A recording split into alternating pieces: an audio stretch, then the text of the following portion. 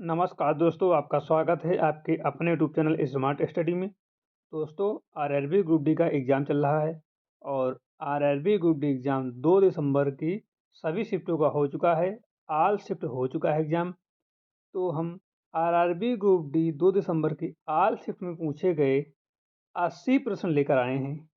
ये 80 प्रश्न जो हैं 100% एक्यूरेट करेक्ट आंसर के साथ हम लोग देखेंगे। तो आप लोग इस क्लास को अंत तक जरूर देखना। क्लास अच्छी लगेगी तो लाइक करना।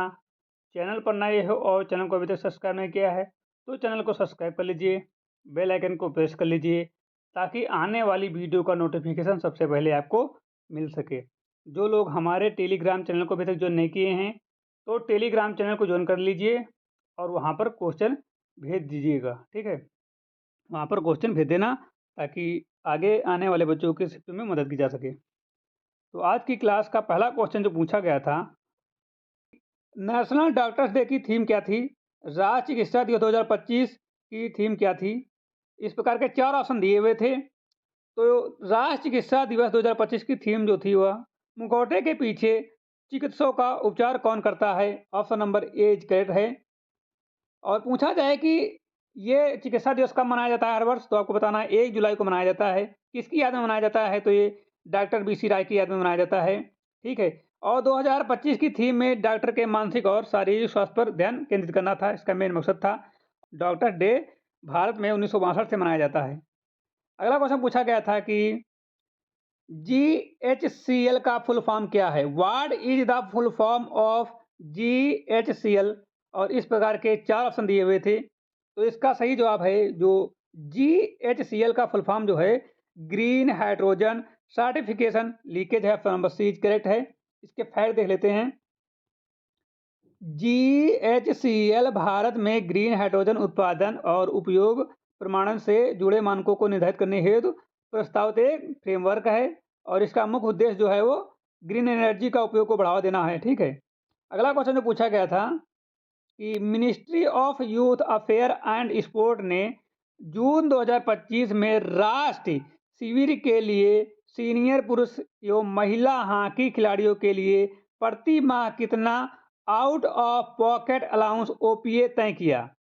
और इस प्रकार के 4 ऑप्शन दिए हुए थे। तो उन्होंने जो तय किया है वो 25,000 प्रति माह तय किया है। Option number C is correct, 25,000 प्रति माह। 25,000 प्रति माह तय किया है। खेल मंत्रालय ने 2025 में हॉकी खिलाड़ियों के लिए ओपीए बढ़ाकर 25,000 कर दिया ताकि प्रशिक्षण के दौरान व्यक्तिगत खर्चा पूरा हो सके, ठीक है। अगला क्वेश्चन जो पूछा गया था कि HAL ने GE एरोस्पेस यूएस के साथ किस उद्देश्य से $1 अरब का समझौता किया? तो इसका सही जवाब जो है वो ऑप्शन नंबर सी है। तेजस विमान हेतु 113 जेट इंजन खरीदने के लिए HAL ने GE एरोस्पेस यूएस के साथ $1 अरब का समझौता किया, ठीक है। ये तेजस के लिए किया। भारत अमेरिका रक्षा सहयोग का बड़ा हिस्सा है। सौदे की लागत लगभग $1 अरब है, ठीक है। अगला क्वेश्चन जो पूछा गया था कि सिंधु जल समझौता कब हुआ? सिंधु जल समझौता कब हुआ? और ये इस प्रकार के 4 ऑप्शन दिए हुए थे। तो इनमें से जो सही ऑप्शन है वो है सी ऑप्शन 1960, ठीक है। सिंधु जल समझौता जो हुआ था वो 1960 में हुआ था।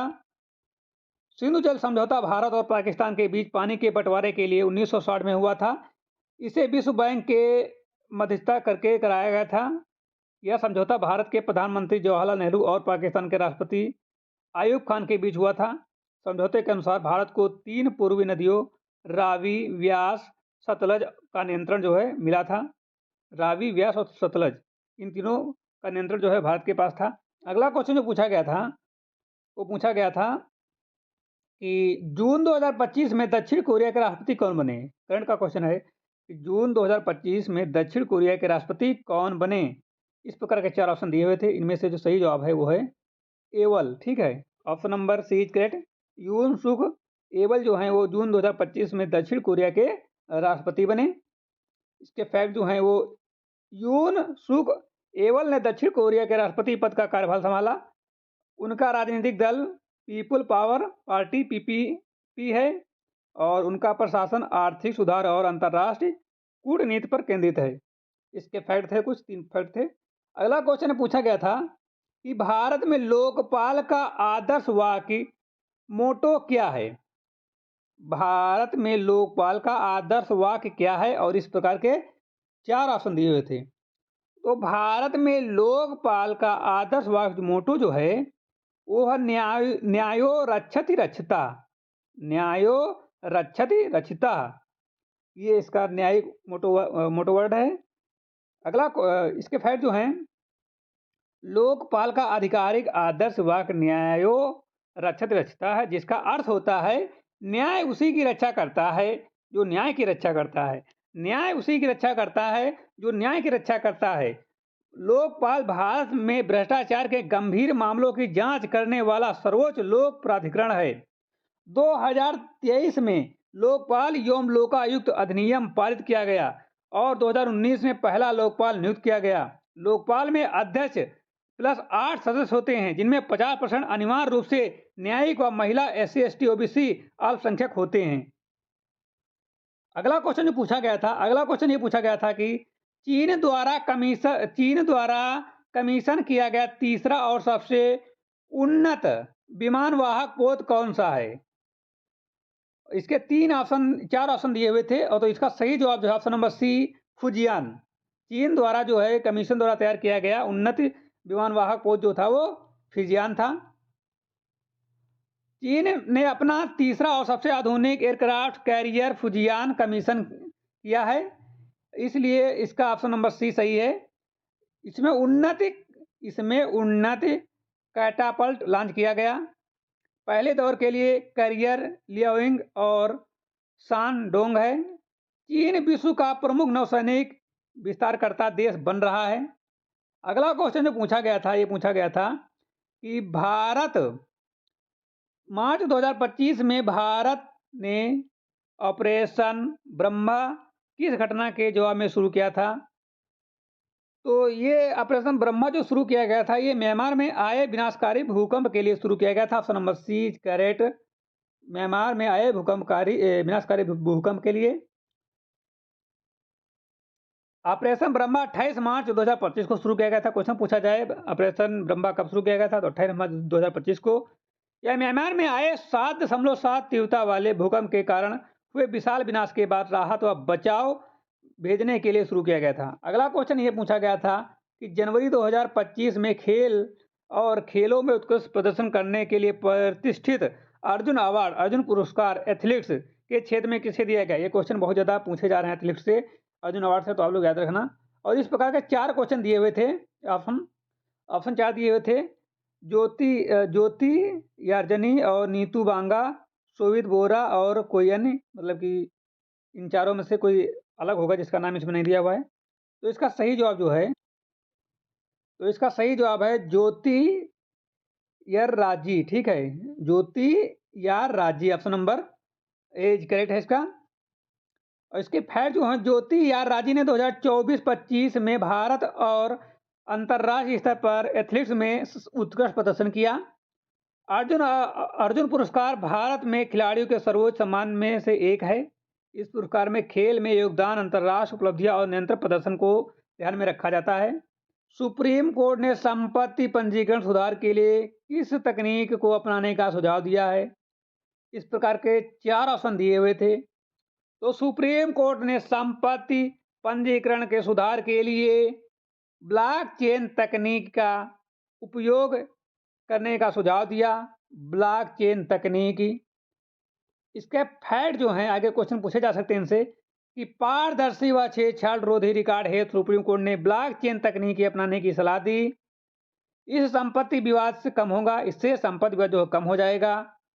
डेटा सुरक्षित और टैंपर प्रूफ हो जाएगा और कई देशों में भूमि रजिस्ट्रेशन में भी इसका उपयोग बढ़ रहा है। अगला क्वेश्चन जो पूछा गया था कि 2025 में कितने लोगों को कीर्ति चक्र प्रदान किया गया? How many people were awarded the Kirti Chakra in 2025? तो इसका सही जवाब 6 है, option number C is correct, 6। Kirti Chakra Bharat का दूसरा सर्वोच्च राष्ट्र गौरव और बहादुरी पुरस्कार है, जो शांति समय में बहादुरी के लिए दिया जाता है। और 2025 में कुल 6 व्यक्तियों को इस सम्मान से नवाजा गया। यह पुरस्कार राष्ट्रपति द्वारा प्रदान किया जाता है। इसके साथ ही समानता पदक और प्रमाण पत्र भी दिया जाता है। मतलब पदक के साथ प्रमाण पत्र दिया जाता है, साथ कुछ पैसे पैसे भी दिए जाते हों, इसका नहीं पता, लेकिन प्रमाण पत्र भी दिया जाता है। ठीक है। अगला क्वेश्चन जो पूछा गया था, NBWL ने लद्दाख के किन क्षेत्रों में 12 रक्षा परियोजनाओं को मंजूरी दी? इस प्रकार के 4 ऑप्शन थे, तो इनमें से जो सही ऑप्शन नंबर बी सही है। चांगथांग शीत मरुस्थल और काराकोरम अभ्यारण्य, option number B is correct. NBWL ने इन 2 महत्वपूर्ण परिस्थितियों क्षेत्रों में रक्षा परियोजनाओं को हरी झंडी दी। और नुब्रा सहयोग क्षेत्र सामरिक रूप से अत्यंत महत्वपूर्ण है। चांगथाम में कियांग जैसे दुर्लभ वन्यजीव मिलते हैं। चीन सीमा के करीब होने से सैन्य महत्व बढ़ता है। अगला क्वेश्चन जो पूछा गया था कि 2025 में भारतीय एथलीट ने mountain west indoor track and field championship में महिलाओं की 60 फुट राष्ट्रीय रिकॉर्ड को तोड़ा। तो इसमें इस प्रकार 4 ऑप्शन दिए हुए थे इस प्रकार के। तो यह रिकॉर्ड जो तोड़ा है वो कमलप्रीत कौर ने तोड़ा है। Kamalpreet Kaur, option number B is correct, Kamalpreet Kaur. इसके फैक्ट जो हैं, कमलप्रीत और भारत के प्रमुख 60 फुट खिलाड़ी और उनके अंतर्राष्ट्रीय स्तर पर कई रिकॉर्ड तोड़े। 2025 में उन्होंने माउंटेन वेस्ट इंडोर चैंपियनशिप में महिलाओं के इंडोर 60 फुट का रिकॉर्ड तोड़ा। 60 फुट में उनका नया रिकॉर्ड भारतीय एथलीट्स में एक महत्वपूर्ण मील का पत्थर माना गया। किस देश ने अब्राहम समझौते में शामिल होने की इच्छा जताई? इस प्रकार के 4 ऑप्शन दिए हुए थे, तो इसका सही जवाब जो है ऑप्शन नंबर बी है, कजाकिस्तान। कजाकिस्तान ने अब्राहम समझौते में शामिल होने की इच्छा जताई। कजाकिस्तान ने मध्य पूर्व शांति समझौते अब्राहम आर्ट्स में शामिल होने की घोषणा की। अब्राहम समझौता 2020 में शुरू हुआ था। इसमें इजराइल, अरब देशों के साथ संबंध समान किए जाते हैं। यूएई, बहरीन और मोरक्को आदि भी इसमें पहले से शामिल हैं। अगला क्वेश्चन पूछा गया था कि महिला ओडीआई विश्व कप 2029 में कुल कितनी टीमें भाग लेंगी? ये 4 ऑप्शन दिए हुए थे। महिला ओडीआई विश्व कप 2029 में कुल कितनी टीमें भाग लेंगी? तो महिला ओडीआई विश्व कप 2029 में कुल जो है 10 टीमें भाग लेंगी। ऑप्शन नंबर सी करेक्ट, 10 टीमें। आईसीसी ने महिला ओडीआई वर्ल्ड कप में टीमों की संख्या 8 से बढ़ाकर 10 कर दी है। प्रारूप में अधिक मैच और प्रतिस्पर्धा होगी। महिला क्रिकेट का वैश्विक विस्तार हो रहा है। अगले विश्व कप की मेजबानी के बाद में ये घोषित होंगी। अगला क्वेश्चन जो पूछा गया था कि 2025 में प्रो बनवारी लाल गौर, वैद्य नीलकंदन MS ईटी और वैद्य भावना पराशर को किस पुरस्कार से सम्मानित किया गया? और इस प्रकार के 4 ऑप्शन दिए हुए थे, पद्मश्री, भारत रत्न, राष्ट्रीय धन्वंतरी आयुर्वेद पुरस्कार और अर्जुन अवार्ड। तो इसका सही जवाब जो है वो राष्ट्रीय धन्वंतरी आयुर्वेद पुरस्कार, ऑप्शन नंबर सी करेक्ट है। राष्ट्रीय धन्वंतरी राष्ट्रीय धन्वंतरी आयुर्वेद पुरस्कार आयुर्वेद के क्षेत्र में उत्कृष्ट योगदान के लिए दिया जाता है। और यह पुरस्कार सामाजिक स्वास्थ्य और आयुर्वेदिक चिकित्सा को बढ़ावा देने के उद्देश्य से प्रदान किया जाता है। 2025 में प्रोफेसर बनवारी लाल और वैद्य नीलकंदन मास ईटी और वैद्य भावना पराशर को इस पुरस्कार से सम्मानित किया गया। अगला क्वेश्चन पूछा गया था कि फरवरी 2025 में reserve bank of India RBI के गवर्नर संजय मल्होत्रा के हस्ताक्षर के साथ कौन से रुपए के नोट को जारी किए जाने की घोषणा की गई? इस प्रकार के 4 ऑप्शन दिए हुए थे, 20, 50, 100 और 200। तो इसका सही जवाब जो है वो ऑप्शन नंबर डी सही है, 200 रुपये का नोट। RBI का नोट 200 रुपये का नोट RBI की नई मुद्रा श्रृंखला का हिस्सा है, जो सुरक्षा फीचर्स डिजाइन में नवीनता को लेकर आया है। नोट पर RBI गवर्नर संजय मल्होत्रा के हस्ताक्षर होंगे, जो इसे कानूनी भुगतान योग्य बनाते हैं। 200 रुपये का नोट भारत में मध्यम मूल्य लेन देन के लिए बाजार में पेश किया गया है। अगला क्वेश्चन जो पूछा गया था ये न्यूटन से था, मतलब फिजिक्स का था कि न्यूट्रॉन में केंद्रक कहाँ स्थित होते हैं? न्यूट्रॉन में केंद्रक कहाँ स्थित होते हैं? इस प्रकार के 4 ऑप्शन दिए हुए थे। केमिस्ट्री का क्वेश्चन है ये। तो इसका सही जवाब है ऑप्शन नंबर बी, साइटोन कोशिका देह में। ठीक है, साइटोन कोशिका देह में, साइटोन सेल बॉडी में। साइटोन सेल बॉडी साइटोन में ही न्यूट्रॉन का केंद्रक स्थित होता है और डेंड्राइट संदेश संग्रहण करते हैं और अक्सान संदेश भी प्रदान करते हैं। न्यूट्रॉन की कोशिका देह में साइटोप्लाज्मा, राइबोसोम और अन्य अंगकण भी पाए जाते हैं। ये इसके फैक्ट थे। अगला क्वेश्चन ये पूछा गया था कि CRISIL रिपोर्ट के अनुसार अक्टूबर 2025 में शाकाहारी थाली की कीमत में कितने % की गिरावट दर्ज की गई। ये रिपोर्ट तैयार की जाती है हर साल। तो 2025 की रिपोर्ट जो तैयार की गई थी CRISIL की, तो इसमें जो है शाकाहारी थाली की कीमतों में जो गिरावट दर्ज की गई थी वो दर्ज की गई थी 17%। रिपोर्ट के अनुसार कीमतें दर 17% कम हुई, इसलिए ऑप्शन नंबर सी सही है। सब्जियों की कीमत घटने से लागत कम हुई है। यह लगातार दूसरी महीना गिरावट थी। ठीक है, इससे पहले महीने में भी गिरावट दर्ज की गई थी। उपभोक्ता भोजन लागत में राहत मिली है। ठीक है, अगला क्वेश्चन जो पूछा गया था कि कोच्चि के बाद किन शहरों में वाटर मेट्रो शुरू की जाएगी। कोच्चि के बाद किन शहरों में वाटर मेट्रो शुरू की जाएगी। कोच्चि में वाटर मेट्रो शुरू हो चुकी है। तो कोच्चि के बाद जो है वाटर मेट्रो जो है शुरू की जाएगी, वो शुरू की जाएगी अयोध्या, प्रयागराज, बनारस में। Option number B correct, Varanasi, Ayodhya और प्रयागराज में। भारत की पहली वाटर मेट्रो कोच्चि में संचालित है। यह जल आधारित सार्वजनिक परिवहन का मॉडल है। पर्यटन और कनेक्टिविटी दोनों में लाभ मिलेगा। अगला क्वेश्चन जो पूछा गया था, राजस्थान सरकार किस नियम को हटाने जा रही है।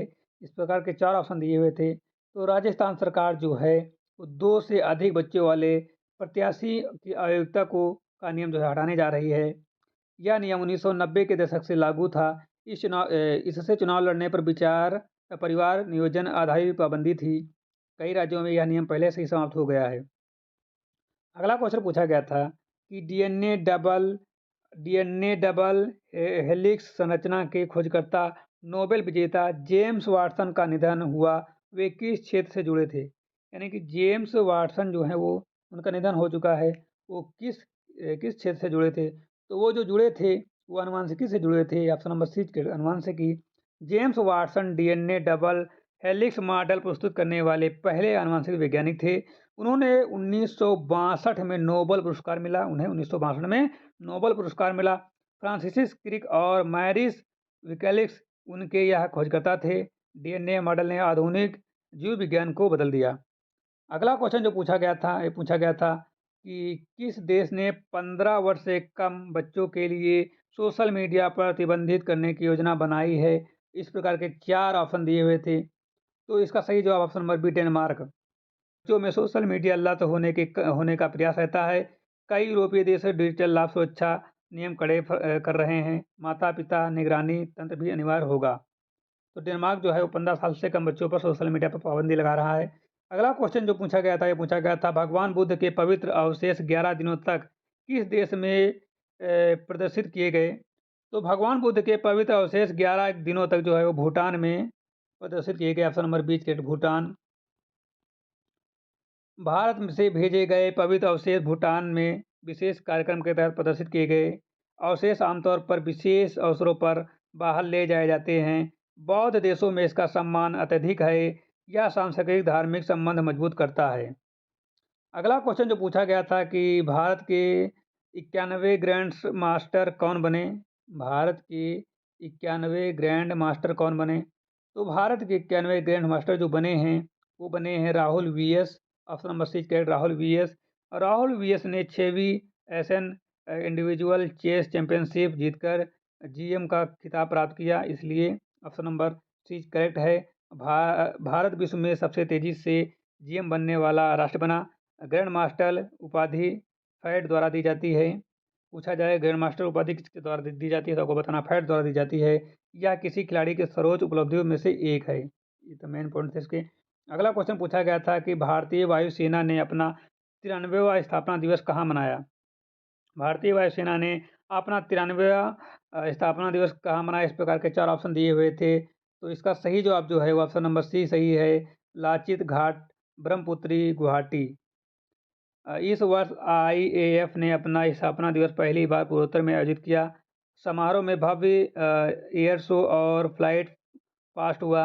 आईएएफ की स्थापना 8 अक्टूबर 1932 को हुई थी। एक क्वेश्चन पूछा जाए कि आईएएफ की स्थापना कब हुई थी, तो आपको बताना है 8 अक्टूबर 1932 को हुई थी। यह भारत की तीनों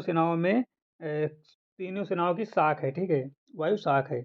अगला क्वेश्चन जो पूछा गया था, वो क्वेश्चन पूछा गया था कि विटामिन डी के निर्माण में प्रमुख भूमिका किस तत्व की होती है।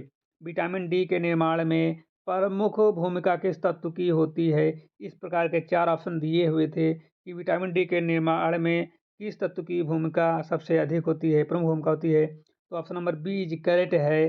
कैली कैसली फेराल जो है, इसकी भूमिका बहुत अधिक होती है। विटामिन डी का प्रायः कैसली फेराल कहा जाता है। इसका निर्माण त्वचा में सूर्य प्रकाश से होता है। विटामिन डी हड्डियों में कैल्शियम अवशोषण में मदद करता है। इसकी कमी से रेक्टस और इसकी कमी से रेक्टस और ऑस्टियोमलेशिया का कारण बनती है। शरीर में इसका प्रमुख स्रोत धूप है। अगला क्वेश्चन जो पूछा गया था कि निम्नलिखित में से कौन सा कथन मंत्रिपरिषद काउंसिल ऑफ मिनिस्ट्री के बारे में सही है। मतलब 4 ऑप्शन दिए हुए थे, इनमें से एक कोई ऑप्शन सही है। तो निम्नलिखित में से कौन सा कथन मंत्रिपरिषद काउंसिल ऑफ मिनिस्ट्री के लिए सही है। तो ये जो सही जो बताया जा रहा है, ये ऑप्शन नंबर सी बताया जा रहा है कि कैबिनेट राज्य मंत्री और उप मंत्री शामिल होते हैं। केवल एक ऑप्शन सही है, बाकी सब गलत हैं। ये जो मंत्रिपरिषद के लिए जो कथन सही है, ये सही ऑप्शन नंबर सी। कैबिनेट राज्य मंत्री और उप मंत्री सभी शामिल होते हैं, ठीक है। अगला क्वेश्चन जो पूछा गया था, इसके फैक्ट देख लेते हैं कि भारतीय मंत्रिपरिषद में 3 श्रेणियाँ होती हैं: कैबिनेट, राज्य मंत्री, उप मंत्री। कैबिनेट मंत्री नीति निर्माण का मुख्य कार्य करता है। मंत्रिपरिषद सामूहिक रूप से लोकसभा के प्रति उत्तरदायी होते हैं। प्रधानमंत्री मंत्रिपरिषद का प्रमुख होता है।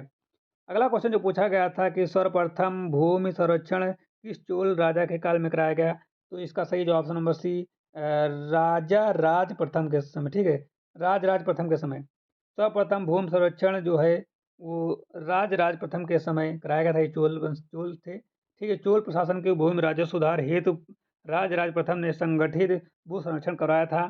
चोल साम्राज्य दक्षिण भारत का शक्तिशाली मध्यकालीन राज्य था। राज प्रथम ने महान वृषेवरी मंदिर का निर्माण कराया। चोल का प्रशासन अत्यंत व्यवस्थित माना जाता है। अगला क्वेश्चन जो पूछा गया था कि अखिल भारतीय हरिजन संघ की स्थापना 1932 में किसने की थी। तो महात्मा गांधी जी ने की थी। ऑप्शन नंबर सी बीज करेक्ट, महात्मा गांधी जी ने। अस्पृश्यता उन्मूलन हेतु 1932 में गांधी जी ने इस संगठन की स्थापना की थी। बाद में हरिजन शब्द विवाहित होने लगा और बंद हुआ। संगठन के माध्यम से सामाजिक सुधार में अभियान चले। पोना पैक्ट के बाद यह पहल तेज हुई। अगला क्वेश्चन जो पूछा गया था, केंद्रीय मृदा तथा पदार्थ अनुसंधान केंद्र कहाँ स्थित है। भोपाल, जयपुर, नई दिल्ली, देहरादून, ये 4 ऑप्शन दिए हुए थे। तो केंद्रीय मृदा तथा पदार्थ अनुसंधान केंद्र जो स्थित है वो स्थित है नई दिल्ली में। ऑप्शन नंबर सी करेक्ट, नई दिल्ली में। यह प्रमुख अनुसंधान संस्थान नई दिल्ली में स्थित है। यह केंद्र विभिन्न मृदा प्रशिक्षण व शोध कार्य करता है। कृषि उत्पादन बढ़ाने हेतु तकनीकी सहायता प्रदान करता है।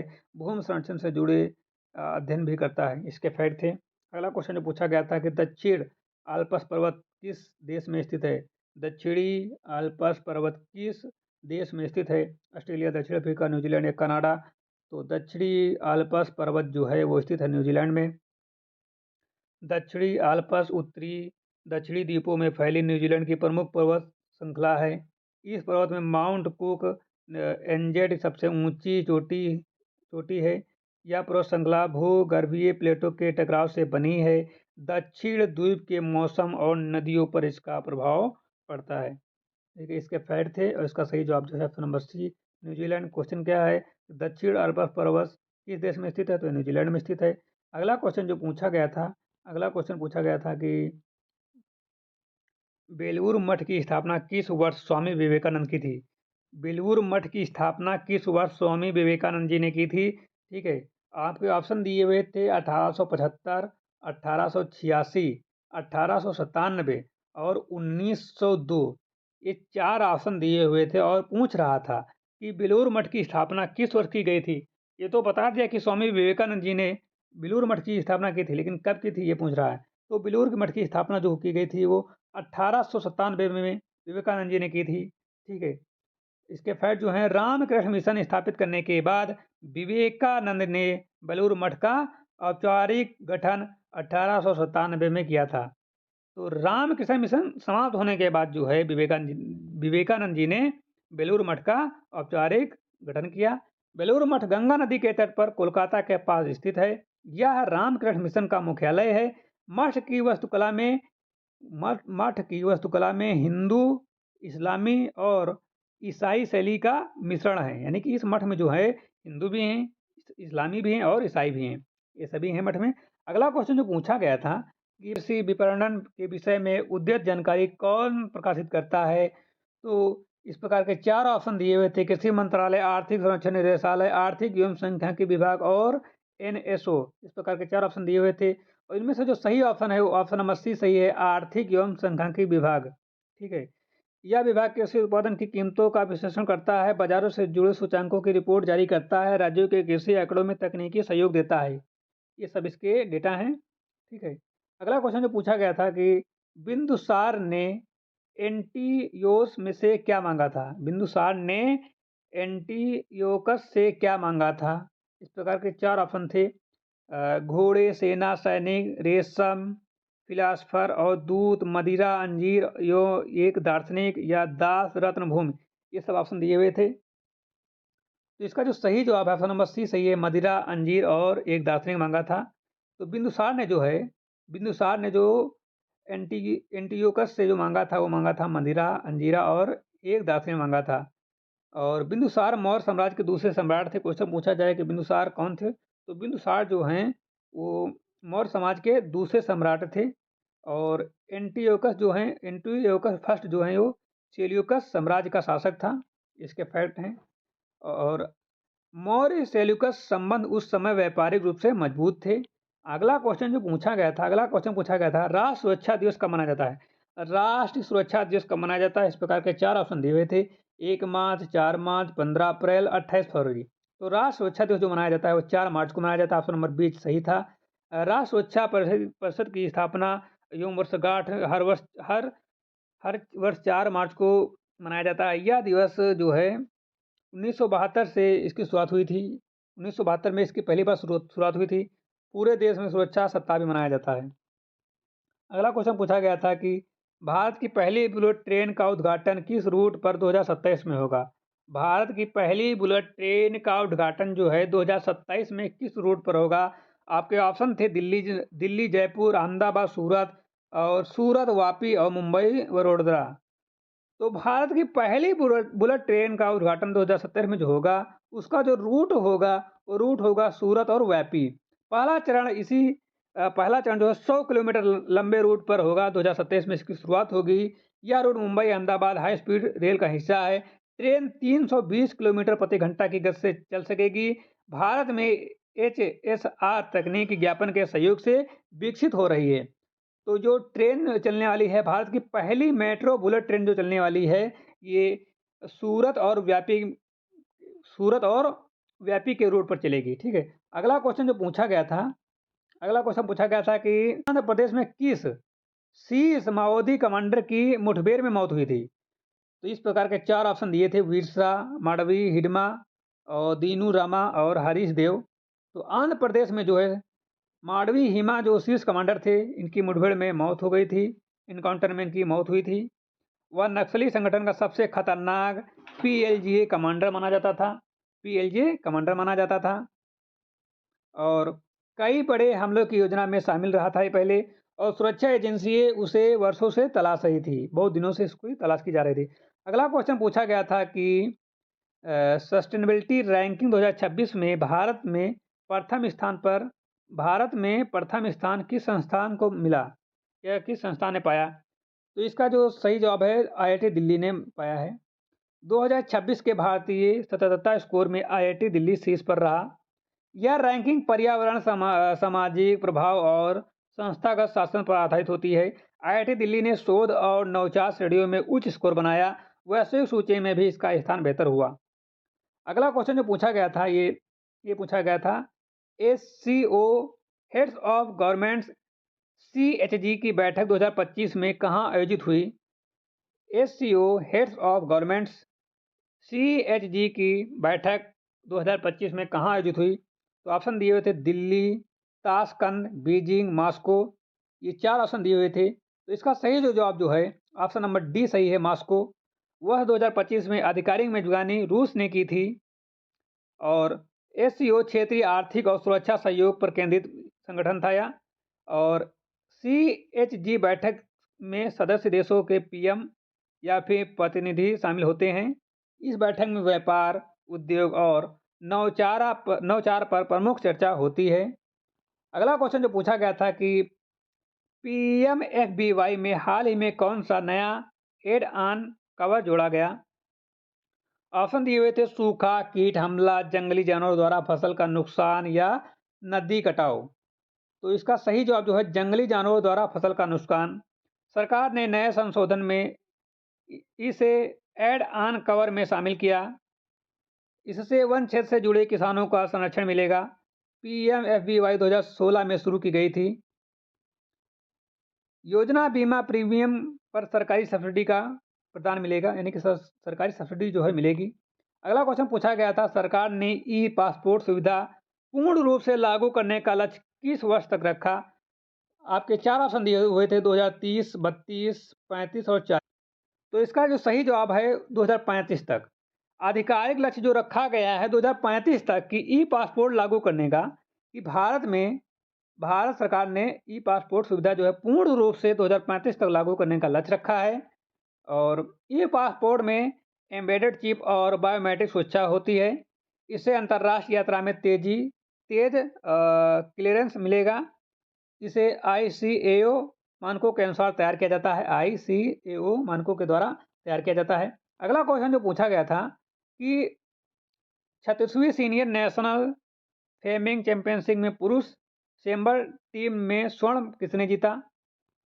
तो इसमें जो है पंजाब, हरियाणा, जम्मू कश्मीर, राजस्थान, ये 4 ऑप्शन दिए हुए थे। इसका सही जवाब है जम्मू कश्मीर ने जीता। फाइनल में शानदार प्रदर्शन करते हुए जम्मू एंड कश्मीर टीम ने स्वर्ण पदक जीता, इसलिए विकल्प नंबर ऑप्शन सी सही है, Jammu and Kashmir. Sabre fencing को 3 प्रमुख श्रेणियों में से एक है। जम्मू एंड कश्मीर ने पूरे टूर्नामेंट में प्रभावशाली प्रदर्शन किया। कई प्रतियोगिता राष्ट्रीय खेल कैलेंडर का महत्वपूर्ण हिस्सा है। अगला क्वेश्चन पूछा गया था कि PM किसान योजना की 21वीं किस्त किस स्थान से जारी की गई? तो ये कोयम्बटूर से जारी की गई है। PM किसान योजना की 21वीं किस्त जो है कोयम्बटूर से जारी की गई थी। 21वीं किस्त का वितरण कार्यक्रम तमिलनाडु के कोयम्बटूर से किया गया है। ठीक है। और PM किसान के तहत किसानों को सालाना 6,000 रुपये दिए जाते हैं। यह राशि 3 समान किस्तों में जारी की जाती है। योजना 2019 में शुरू की गई थी। अगला क्वेश्चन जो पूछा गया था IFFI 2025 का 56वां संस्करण कहाँ आयोजित हुआ? मुंबई, कोलकाता, गोवा, चंडीगढ़। तो IFFI 2025 का 56वां संस्करण जो है वो गोवा में जारी किया गया या गोवा में शुरू किया गया, आयोजित किया गया। IFFI का वार्षिक आयोजन 2004 में गोवा में किया गया है। यह एशिया के सबसे पुराने फिल्म उत्सवों में से शामिल है। अंतर्राष्ट्रीय और भारतीय सिनेमा का प्रमुख मंच है। हर वर्ष नवंबर में आयोजित होता है। अगला क्वेश्चन पूछा गया था ISAM Indian society of aerospace medicine का 64वां वार्षिक सम्मेलन कहाँ हुआ?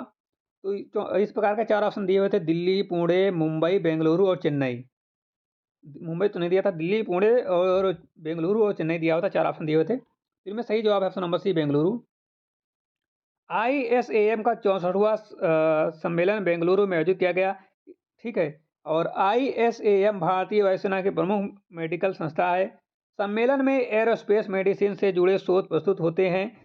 इसमें कई अंतर्राष्ट्रीय विशेषज्ञ भी शामिल होते हैं। जून 2025 में ICC हॉल ऑफ फेम में शामिल होने वाली पहली पाकिस्तानी महिला क्रिकेटर कौन बनी? तो जून 2025 में ICC हॉल फेम में शामिल होने वाली पहली पाकिस्तानी महिला क्रिकेटर जो बनी है वो बनी है Sana Mir. Option number B correct, Sana Mir बनी है। और इसका जो फैक्ट जो है जून 2025 में Sana Mir ICC hall of fame में शामिल होने वाली पहली पाकिस्तानी महिला क्रिकेटर बनी। उन्होंने 2005 से 19 के बीच पाकिस्तान महिला क्रिकेट टीम में खेला। मतलब जो सना मीर वो 2005 से लेकर 2019 तक पाकिस्तान की महिला की टीम में रही हैं और पाकिस्तान की महिला की टीम की ओर से क्रिकेट खेला है। उनके ऑलराउंडर प्रदर्शन और महिला क्रिकेट में योगदान के कारण उन्हें ऐतिहासिक सम्मान दिया गया है। ठीक है, उन्होंने बहुत अच्छा खेला है, इसलिए उनको आईसीसी हॉल ऑफ फेम में शामिल किया गया है। ठीक है, यह मुकाम उनको 2025 में मिला है, जून में मिला है। ठीक है, तो ये थे आज के क्वेश्चन कुछ पूछे गए। तो आज की क्लास को हम यहीं पर विराम देते हैं। यदि आपको क्लास अच्छी लगी हो तो लाइक करना, चैनल पर नए हो तो सब्सक्राइब कर लीजिए, बेल आइकन को प्रेस कर लीजिए। और जितने भी बच्चों का, आपके दोस्तों का एग्ज़ाम चल रहा है आरआरबी ग्रुप डी का, उनको ये क्लास शेयर करिए ताकि उनको भी बेनिफिट मिल सके। स्मार्ट स्टडी पर स्मार्ट स्टडी कराई जाती है ताकि बच्चों को आसानी से समझाया जा सके और एग्ज़ाम में अच्छा प्रदर्शन कराया जा सके। तो आप लोग इस क्लास को ज़्यादा से ज़्यादा अपने दोस्तों के पास शेयर करना। जो लोग हमारे टेलीग्राम चैनल को अभी तक ज्वाइन नहीं किए हैं, टेलीग्राम चैनल को ज्वाइन कर लो। और जिन बच्चों का एग्ज़ाम होता जाए वो लोग क्वेश्चन भेजते जाएँ, ताकि आगे जिन बच्चों का एग्ज़ाम है उनकी मदद की जा सके वीडियो के माध्यम से। जिस प्रकार से हम आपकी मदद कर रहे हैं उस प्रकार से आप हमारी मदद करिए। यदि आप लोग क्वेश्चन भेजते हैं तो जल्दी से वीडियो बनाई जाएगी और बच्चों तक पहुँचाई जाएगी, ताकि सभी बच्चों को मदद मिल सके। तो मिलते हैं एक नई क्लास के साथ, तब तक के लिए जय हिंद।